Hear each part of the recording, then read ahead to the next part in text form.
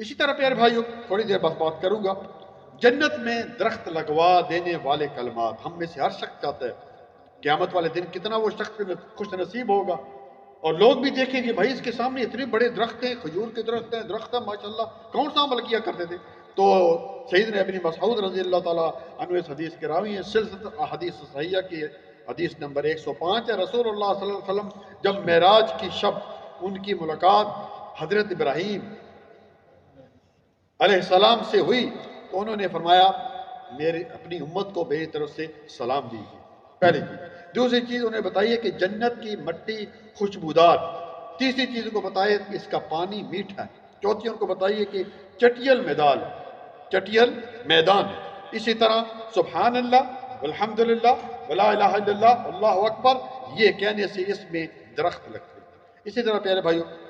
دنیا کی ہر چیز سے زیادہ رسول اللہ صلی اللہ علیہ وسلم کے نزدیک کون سے محبوب کلمات تھے؟ آپ صلی اللہ علیہ وسلم کو کون سے کلمات سب سے اچھے لگتے تھے دنیا سے زیادہ؟ اللہ اکبر۔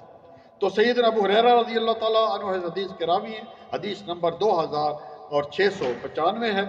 لأن أقول سبحان الله والحمد لله ولا إله إلا الله والله أكبر أحب إلي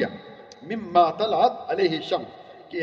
یہ کلمات کہنا مجھے سب سے زیادہ محبوب ہے جس پر سورج طلوع ہوتا ہے۔ آپ دیکھیں سورج ہر چیز پر جب طلوع ہوتا ہے تو اس کی روشنی پڑتی ہے، لیکن آپ صلی اللہ علیہ وسلم نے کیا فرمایا کہ مجھے یہ کلمات کہنا جو میں نے آپ کو بتائے ہیں ان سب سے زیادہ جو ہے وہ پیارے ہیں۔